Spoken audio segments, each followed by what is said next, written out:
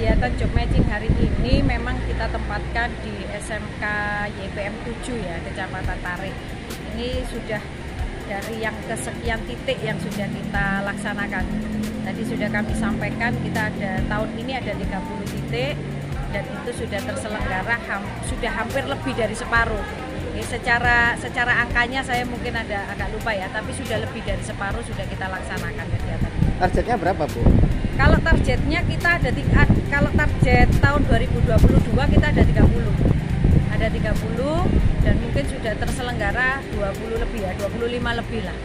Dan untuk harapan kita ini dengan kegiatan job matching ini kan kita mendekatkan para pencari kerja dengan perusahaan yang memberikan pekerjaan.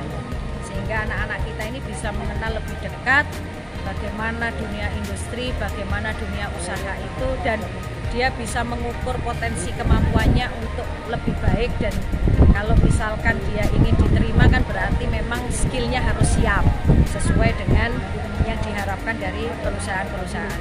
Bu, Sidoarjo kan kota industri, tapi siap. Angka penganggurannya kok tertinggi itu kenapa, Bu? Apa langkahnya nanti di Senaker? Betul, ini memang menjadi sebuah tantangan yang tidak mudah ya bagi kita. Ketika kota kita Sidoarjo ini sebagai kota industri, tetapi kita dihadapkan pada tingkat pengangguran terbuka kita yang cukup tinggi. Bahkan rankingnya masih menduduki bertahan terbesar di Jawa Timur. Sebenarnya kalau kita berbicara terkait apa penyebabnya, ini cukup banyak, cukup luas. Salah satunya mungkin ada yang kita katakan tadi, mungkin anak-anak kita ini kurang berminat di sektor-sektor formal seperti sebagai pekerja di pabrik dan sebagainya.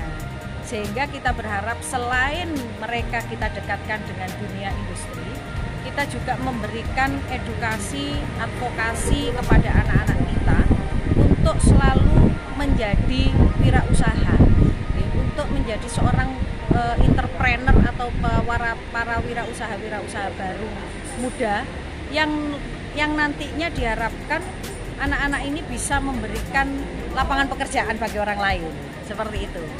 Kemudian terkait dengan angka pengangguran ini pun juga karena angka pengangguran ini kita rilis dari BPS, sehingga hal-hal yang menjadi komponen-komponen penghitungan angka pengangguran ini pun mungkin ada beberapa yang tidak kita ketahui. Untuk kalau komponen-komponen pendataan pengangguran ini mungkin ada yang belum atau ada yang tidak bisa kita ketahui, sehingga target kita untuk menekan angka pengangguran ini ya salah satunya kita harus mempunyai ide-ide kreatif, kegiatan-kegiatan yang notabene bisa memberikan kontribusi di dalam penekanan angka pengangguran. Salah satunya job matching BKK ini. Berarti job matching ini bisa dinilai sebagai salah satu langkah untuk menekan pengangguran tadi atau bagaimana? Siap. Saya cukup mengapresiasi kegiatan ini dan cukup optimis dengan kegiatan ini bahwa kegiatan job matching ini bisa memberikan kontribusi penekanan pengangguran, karena job matching ini selain memperkenalkan anak didik kita ini ke dunia usaha dan dunia industri, juga ada kegiatan berusaha kerja khusus bagi anak-anak lulusan fresh graduate dari SMK dan sebagainya. Kalau biasanya kita memberikan lapangan atau memberikan tempat di job fair, untuk anak-anak kita berikan peluang sendiri melalui BKK. Untuk upah 4, itu sudah deal gimana, Bu? Kalau untuk penetapan UMK sampai dengan saat ini kan sudah menjadi ranahnya Bupati Sidoarjo. Pak Bupati memberikan penetapan, mengusulkan itu, sehingga sampai dengan saat ini pun kami masih mengusulkan itu ke Provinsi Jawa Timur untuk mendapatkan pengesahan dari Gubernur Jawa Timur. Sejauh ini ada berapa serikat, Bu, yang sudah mengajukan? Berapa nominalnya yang diajukan?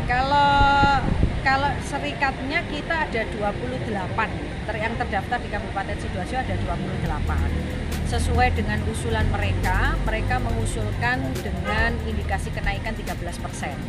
Jadi pada posisi angka 4,8. Sebelumnya berapa? 4,3. Kemudian dari sisi pengusaha juga mengusulkan tetap seperti UMK yang sudah berjalan tahun ini. Kemudian dari pemerintah pun juga sudah diberikan formulasi berupa Permenaker 18/2022 itu sebagai acuan kami untuk menghitung UMK.